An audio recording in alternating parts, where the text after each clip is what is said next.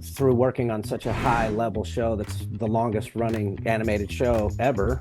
And, the And way that they run the show is such a finely tuned machine after nearly 40 years of them doing it. There's lots going on, very complex, and they have to be done in a very tight sort of time frame as we have to go through script after script after script. I was offered a job in the story department.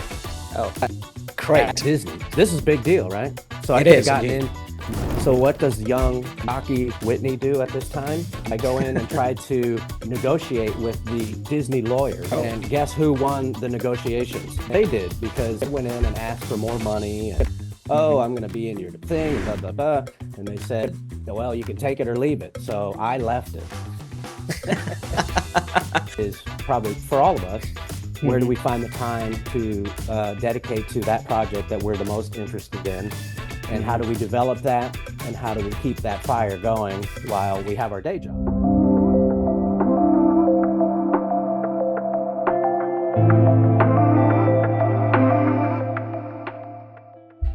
Hello and welcome to Prolific Perspectives. This is Kamal Hassan, your host and founder of Prolific Animation Studio.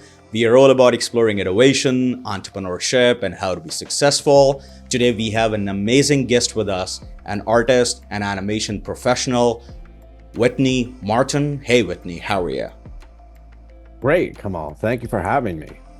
It's an honor. Pleasure to have you with us today. So Whitney, I know a lot about you, and a lot of people know about you because you have worked with many notable projects like Simpsons, worked with Disney Animation Studio. So please give your brief introduction to our audience. Sure. Yeah. Well, brief introduction. I got into animation in 1995 when I graduated from the Academy of Art in San Francisco with a degree in Okay. illustration. Mm-hmm. Went to the internship at Disney. Was invited to work there, and then I stayed for about 5 years, and I had a Great. amazing experience working on the feature films. So my time there was Mm-hmm. Pocahontas through Emperor's New Groove. So I worked Oh. on pretty much everything that they were working on then as an in-between artist. I Mm-hmm. then moved on to storyboards Mm-hmm.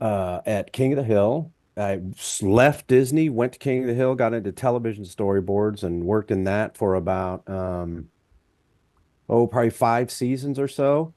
Then Mm-hmm. I launched my own children's books, attempt at getting into the children's book publishing world. I was Mm-hmm. successful. I got in. I got published by Simon and Schuster, McGraw-Hill, and a few others. Had a pretty good run.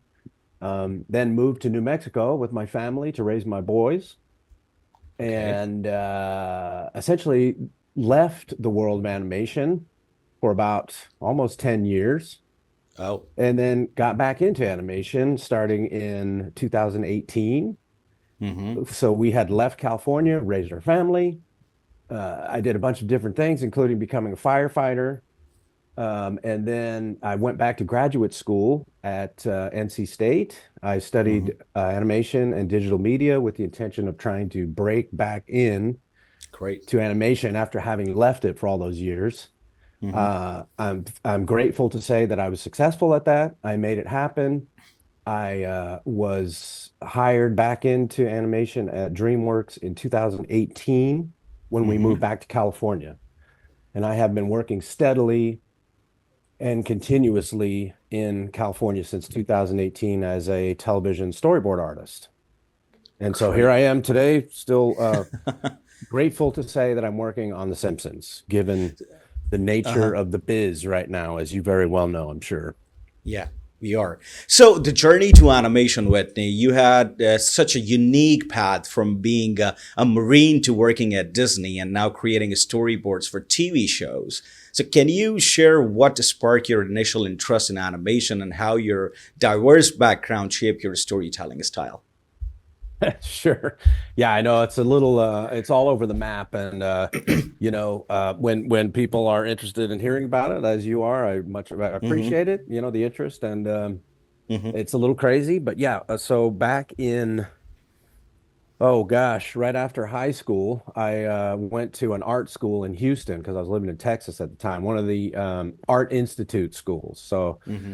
I had always been interested in National Geographic and Smithsonian Magazine, rock and roll Oh. album covers, movie Mm-hmm. posters. So I was set on being an illustrator. Like I always had drawing chops from, the Mm-hmm. time I was little. So I Mm-hmm. went and uh, attempted to get my associate's degree at the Art Institute of Houston at a very young Oh. age, first out of high school. Mm-hmm. And I was not focused. I was not, I didn't have the discipline that I needed. So I Mm-hmm. thought, hey, maybe what will give me the focus and discipline is joining the Marines. So so I went and joined the Marines, and I Mm-hmm. don't come from a long family of veterans or, Mm-hmm. I Mm-hmm. don't have a extensive background. So I didn't know that much about it other than the cool ads. Mm-hmm. You remember, you take raw steel and you shape it with sweat, muscle, and fire and all that stuff. So as a young lad, that was Mm-hmm. impressive to me. Mm-hmm. And boy, then when I got into it, by the time you go off to boot camp and you make the commitment, it's Mm-hmm. you're in and you're committed. So then I did 6 years in the Mm-hmm. reserves. I never saw any combat or action, but always Mm-hmm. have mass respect and for those that did go and see action. Because when I went in 1988, there wasn't that much going on in the world yet in terms Yeah. of, what's happened after 9/11. Mm-hmm. Um, and that was just a matter of timing. But I got my GI Bill, and so that helped me go to college. So I went back to school at the Academy of Art to Mm-hmm. pursue illustration. Again, thinking that now I'll go back, and I did have the discipline and knew when I needed to work and what needed to be done. It took me nearly 5 years to finish my undergraduate degree at the Academy of Art. Um, Mm-hmm. and I was going to do my weekend warrior reserve thing the whole time. Like that, I was at Mm-hmm. school and I worked at a retail job at Pottery and Floral World the whole Mm-hmm. time that I was at the Academy of Art. So close to the end of the run of the almost 5 years that it took me to get that bachelor's degree, Mm-hmm. during this time, Lion King comes out. Oh. Disney starts making the tour across the United States to different art schools, including the Academy of Art. So they called us all in one day, gave us this very impressive presentation. Excuse me, and boy, I saw it, and they said, if you think that this might be something that's interesting to you to get on board with Disney as come join us, an animation department. Mm-hmm. We have this internship. We only take, I think it was 11 students across the country per internship. So they were Mm-hmm. like, the odds are really, really against you, but if you Mm-hmm. think you want to try it, why not give it a shot? Why not? So I Yeah. I started to set my sights on that. Mm-hmm. And I'm happy to say that I was one of the 11 across the country that got in at Disney World in Florida. Oh, great. So Impressive. I went out to Mm-hmm. Orlando for a semester long internship, all things feature animation. Oh, And so great. that was my introduction to Mm-hmm. the world of animation. And so yeah, once I got in there, I got hired. I had to go back for one more semester to finish my Mm-hmm. degree because I was like, oh man, I've already done 4.5 years. Like I asked them at Disney, will you let me finish the degree? Mm-hmm. And they said, sure, no problem. We'll hire you when you're done. So I went back up to San Francisco, finished my degree, and Mm-hmm. then my wife and I moved down to Burbank, and I Great. So started to so being work. a Marine, then coming back to the animation side, working for Disney, making storyboards. So is it hard like balancing family life and creativity? You mentioned that you are not drawing, you're spending time with your wife and kids. How do you balance the intense creativity needed for animation with your personal life? Does your family life ever inspire the stories you create? Well, that's a great question. Now, if we Uh-huh. go back to the Disney times, I didn't have kids yet at that time. So my Mm-hmm. wife and I were just living together, and we had Mm-hmm. just gotten married. Mm-hmm. And we waited several years before we had kids. So during my Disney years, I was not a father, and so I was just sort of dialed in with trying to be successful with my work. Mm-hmm. And she was also in school at the time. So it wasn't until my end of the run at Disney that I then had my first son. And I was now at King of the Hill. So my first was born while I was at King of the Hill. And I'd already at that time done my 5 year run at Disney.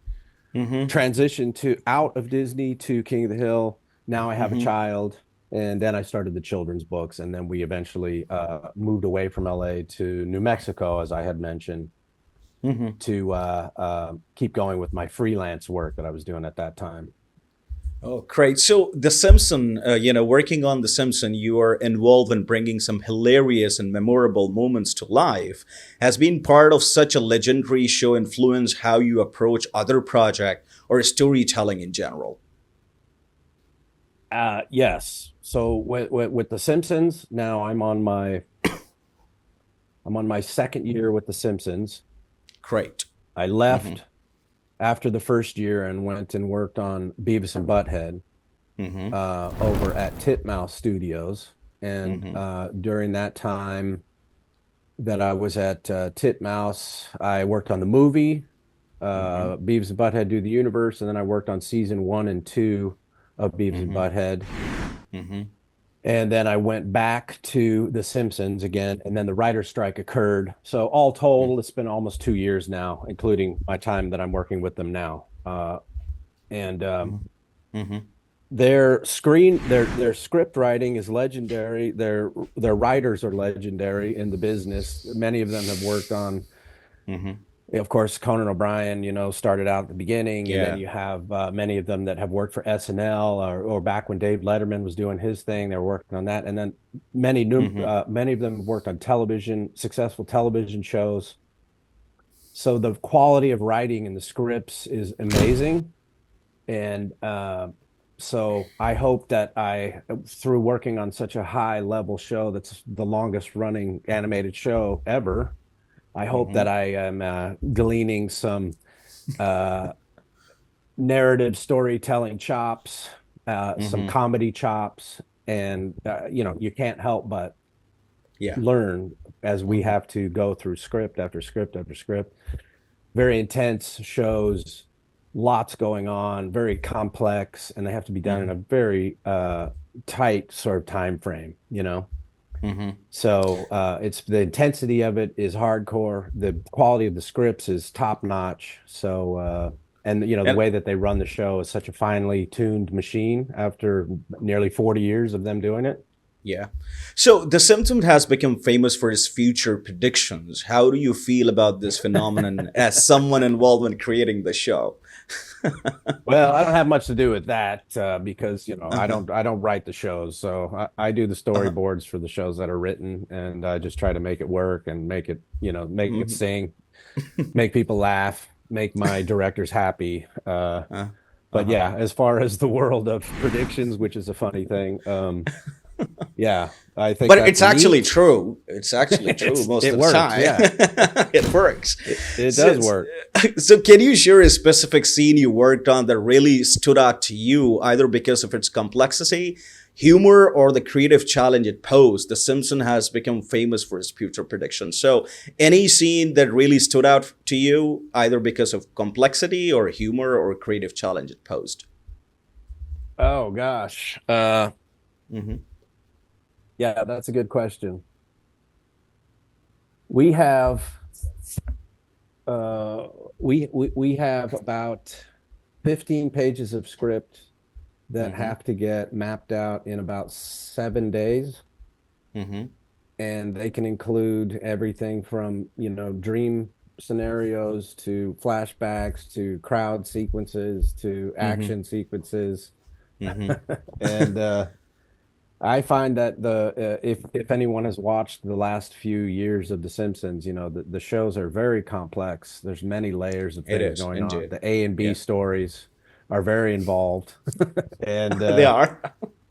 it's for me, I'm one of the new guys on the show because I've only Mm-hmm. been there for 2 years. Many of Mm-hmm. my contemporaries on the show have been there collectively for decades. Mm-hmm. So I have quite a learning curve that I've been on as I've been figuring out how they work. I had to try out for the show. I had to do a storyboard test. They don't Mm-hmm. normally take outsiders, so this was kind of a new thing. Why is I that so? follow. Sorry. Why don't they give an opportunity to outsiders? They don't that often. They don't really post Okay. that they're looking for people. It's mostly everyone that's inside because Okay. maybe you've worked as a layout artist or an assistant Maybe. Yeah. director, or Mm-hmm. generally layout artists will try to then break in as a storyboard artist because it's a couple of steps higher, or maybe you've been a Mm-hmm. storyboard revisionist for a long time and you want Mm-hmm. to try to get that position, so you'll try out. Mm-hmm. So my point is that eventually I follow LinkedIn, and Mm-hmm. this is how I've gotten many of my jobs since I've returned to animation in 2018. LinkedIn Mm-hmm. is a great resource and connection device for those of us in animation, as I'm sure you know. Yeah. And when they actually had a posting, they said they were looking for storyboard artists. This was a couple of years ago, and I said, "Am I seeing this right? Is the Simpsons look?" Because if you go and just look, usually online, like Yeah. 20th Century TV, or when it was Fox, they don't usually have job postings. So Absolutely. I went ahead and said, "All right, I'll give it a shot." And I tried out, and apparently I was like out of about 60 storyboard tests, they picked Mm-hmm. mine, so I was an honor. But Great. it Mm-hmm. was a tough storyboard test, a quick turnaround time. And as we all know, from those of us that do storyboard tests, we have to do them while we're working somewhere Yes. else. So you just sort of Absolutely. sandwich that into your regular 50 or 60-hour work week. Mm-hmm. And Uh-huh. so I got in. And yes, so to answer your question, which I Mm-hmm. don't think I have, most complex show that I've been on. Oh, we did a baseball show, baseball stadiums. A lot of the crowd stuff that we have to tackle is Mm-hmm. very complex, and many of the shows have a lot of crowds. Mm-hmm. We have to find a language, a design language to sort of do the setups for these crowds, and then sort of cut in and do, this is technical stuff, but then Yeah. how are we going to shoot it afterwards so we don't see 5,000 people in the background and have to worry about animating them all? I follow you. So, if we talk about Disney days behind the scenes, working on Disney is such a huge milestone. What was the most valuable lesson you learned during your time there, and how did it influence your approach to storytelling in animation? Oh, that's a great question. So I was in the cleanup department at Disney, so an in-betweener, and Mm-hmm. I did. That's how I got in, and that's what I did primarily. And it wasn't until almost 5 years in that I made the attempt to get into the story department, which Mm-hmm. apparently, they try to keep things pretty compartmentalized at Disney Feature Animation in those days. So Mm-hmm. the story department was up on the third floor where the sun came in, and they had skylights, and it was beautiful, and everybody was Mm-hmm. doing visual development and all kinds of exciting things. And I was Mm-hmm. down in the basement where we were all doing cleanup drawings, or they used to call it the dungeon. And the So judges. we worked down in the dungeon, and then I would go and loiter Mm-hmm. often up on that third floor and sort of dream about, wow, they're doing such Mm-hmm. neat things up here. And what it actually did was kind of spoke to my illustration background. Mm-hmm. Sure, I like animation. I appreciate animation rock stars and guys and girls Mm-hmm. that can do frame by frame and really get into the minutia of every movement. But I was Mm-hmm. much more into the storytelling stuff. So I then mentored and did a sort of an in-house internship in the story department while they Mm-hmm. were working on a film called Home on the Range at the time. Okay. And I was offered a job in the story department Oh, at great. Disney. This is a big deal, right? So It is indeed. I could have Mm-hmm. gotten into the story department. So Mm-hmm. what does young, cocky Whitney do at this time? I go in and try to negotiate with the Disney lawyer. Oh. And guess who won the negotiations? They did, because I didn't know what I was doing. And so I went in and asked for more money, and, oh, Mm-hmm. I'm going to be in your thing and blah, blah, blah. And they said, well, you can take it or leave it. So I left it. So working And with Simpson, Disney and Tarzan is known for its like breathtaking animation, especially with the jungle environment and an intense mhm. action sequences. As a storyboard artist, how did you collaborate with the team to bring that unique, fast-paced energy to life while balancing the emotional depth of the characters? You're talking about on Tarzan. Yeah. Yeah. So on Tarzan, I was a cleanup artist. So I was not involved in the story department. Again, I was just drawing baby. I was on the baby Tantor unit. So Okay. Mm-hmm. my entire time at Disney feature animation, Mm-hmm. all of my credits that I got were for cleanup artists. So I didn't do any story stuff. Oh, great. For Tarzan, you didn't do any story stuff, right? No, I didn't do any story stuff at all the entire time I was in Disney feature animation until the very end, as I was just describing to you that I was attempting to get into the story department. Oh, great. So if we So I talk didn't work about, in the story department until okay. I left Disney and got into King of the Hill, and that was my first official work in story. Oh, great. So Oh, great. I'm sorry I stepped on you there a little bit. So if we talk about Mulan, the other project you worked on, working on Mulan, you must have encountered moments where blending actions and emotions was key. Can you share a memorable scene where you felt your storyboards or illustration truly captured the heart of the film's message? Well, yeah. So when I was working on Mulan, I went Mm-hmm. out to Florida and was in the Florida studio at the time, and I Mm-hmm. was on the matchmaker unit. Okay. So again, as a cleanup artist, Mm-hmm. so whatever I was able to do to enhance the sequences that involved the matchmaker, then Mm-hmm. I was happy to have been able to do that. Mm-hmm. Um, However, I was not in the story department, so I didn't have much to Okay. do with, any creation of the sequences. As much as that would have been very cool, I would love to have been a storyboard artist Mm-hmm. on that film. But so yeah, I did cleanup, and Okay. it was exciting to be in the Florida studio while that was up and running, which is no longer in existence now. Yeah, great. So, evolving with animation, you have worked across both traditional and digital animations. How has the industry changed from your early days at Disney to your recent project at Titmouse, Bento Box? What do you think that is the next big evolution in animation? Well, that's a good question. Yes. And so when I first did animation part one, from 1995 up through King of the Hill and all that, Mm-hmm. excuse me, it was analog. So we were still, drawing on paper, and Mm-hmm. we still used Xerox machines and tape and that sort of thing. Mm-hmm. And it wasn't until, and then I left the business for a while, went and became a firefighter, and the To learn industry discipline. something I'd always wanted to do, a childhood dream. So the Uh-huh. opportunity came up. I left the desk and went Mm-hmm. and did it. It was very satisfying. I, Mm-hmm. I have no regrets. I drove an ambulance. I was with the fire crew. I did Mm-hmm. the whole thing. Mm-hmm. Uh, However, during that time, animation changed dramatically. There was a fusion of technology. This is Absolutely. when all the colorization came together, Mm-hmm. After Effects type of thing, programs, Photoshop, all sort of blended together. Mm-hmm. The use of tablets. So when I finished playing firefighter and now wanted to come back to animation, Mm-hmm.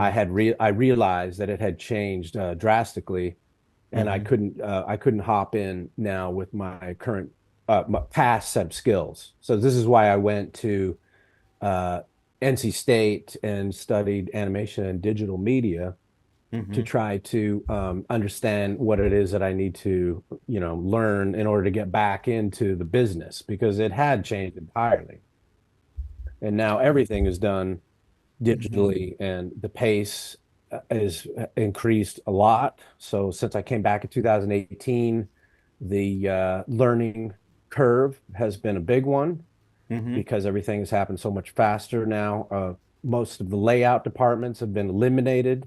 Mm-hmm. Storyboard artists now are pretty much responsible for understanding how to lay out all the key poses, a lot of the key poses, a lot of the Mm-hmm. background has to be dialed in. And Mm-hmm. so that's different from in the past when the layout department would do all Yeah. that. We could be a little looser in our boards. We could Mm-hmm. indicate a few things, try to get a few emotions across, and the layout department could run with it. Now we do all of that, of course, now.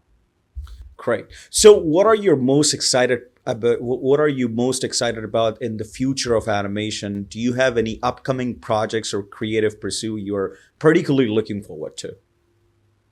Yeah, you know what I think what's big now is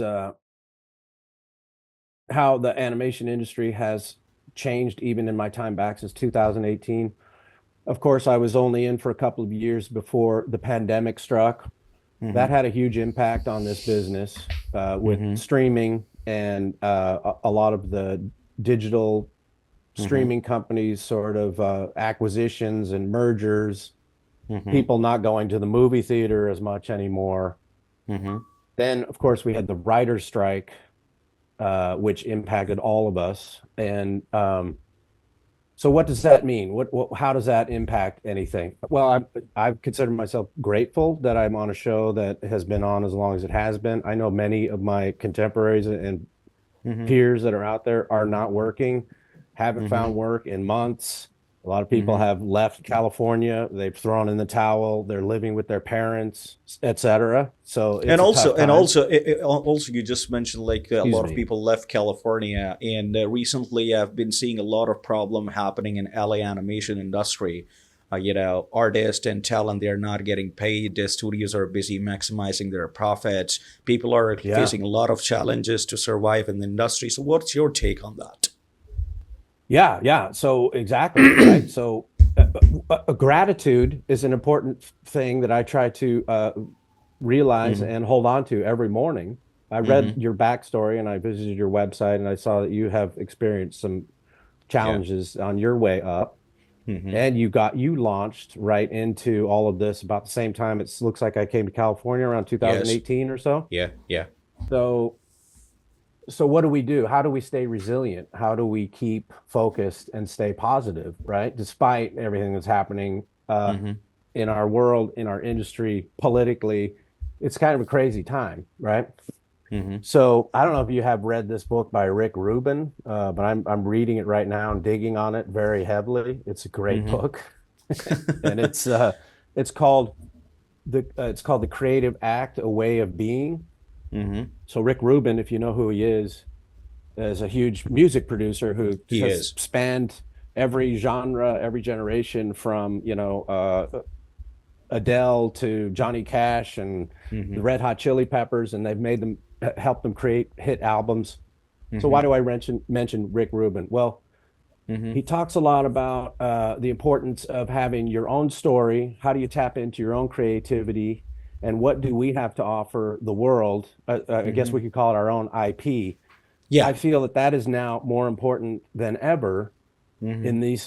in these difficult times because we can either try to hop onto someone else's IP or their show and be grateful that we got the work and can be a production worker, Mm-hmm. or many of us have in our pocket our own story or our own dreams that about creating our own thing, whatever that might be, an animated television show, a live action TV series, a graphic novel. So in my case, I am interested in developing a graphic novel slash television series, Mm-hmm. which has nothing really to do with adult primetime animation. It has a Yeah. lot more to do with the Old West and uh, historical fiction. So Okay. this is where my passion is, and the challenge now is probably for all of us. Where do Mm-hmm. we find the time to dedicate to that project that we're the most interested in, and how Mm-hmm. do we develop that, and how do we keep that fire going while we have our day jobs? Great. So I think it's a great advice, and I think it's something we were last week when I had a guest from LA animation industry. We were talking about these challenges, and we were like, he gave us almost the same advice to the people out there that Monday to Thursday work for the production, work for your living, and Friday, Saturday, Sunday, 3 weeks at least work for your own IP to do something what you want to do. So, do you have favorite Disney titles which spark your or inspire your interest in animation? Well, if I think about like some of my favorite Mm-hmm. animated feature films, Mm-hmm. probably one of my favorites of all time is Mm-hmm. Ratatouille. Mm-hmm. And this is a Brad Bird project. There was Mm-hmm. something about that film that really spoke to me. These are in the, Mm-hmm. when Pixar was having its hits. I wasn't involved in it in any way, but I Mm-hmm. really liked what Brad Bird did with that story and how Pixar pulled it off. It was just I thought it was just beautiful, and it Mm-hmm. worked on so many different levels. Mm-hmm. Uh, if I had to say one, Disney Hmm. piece that spoke to me, it would probably be that one. Great. So you're working with 20th Television Animation. How's your experience coming along with 20th? Well, it's so far it's just entirely The Simpsons. So Hmm. it's my experience with them, and to pull back and talk about it in a more global sense. Hmm. Since the pandemic started, we've all been working from home. So that has its pros and cons, right? Because Hmm. there's no more coffee chat in the morning. There's no more water cooler talk. There's no more go out to lunch. Yeah. Uh, sure, we don't have to commute. We save on the gas. We do have Hmm. some freedom and some flexibility because I can work late at night or I can work as early in the morning as I feel like. And so that's a wonderful thing.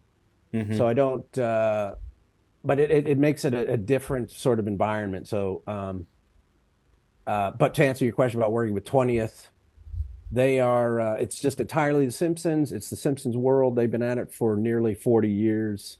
They have a Hmm. very well-oiled machine. I sit in Zoom meetings with them. I get Hmm. my assignments. We work with the writers and the directors, and they tell me what I need to do, and I ask my questions. Hmm. And it's a feverish pace. I've never worked on a show in my entire career that is as demanding as The Simpsons is.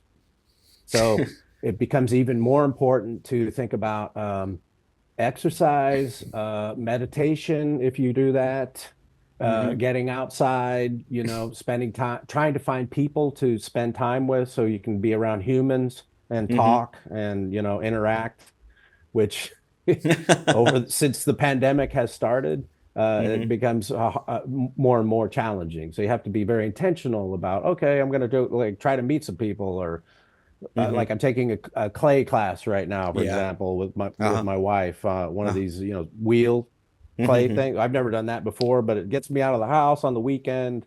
Hmm. I, go meet some people you know. So I don't know if that answered your question Yeah, or yeah, not. you answered my question. So great. Thank you, Kamal. Thank you so much for joining us today, Whitney. And thank you for tuning in to another episode of Prolific Perspectives. We hope you enjoyed our insightful conversation with Whitney Martin. Don't forget to like, comment, subscribe for more content and more episodes. Until next time.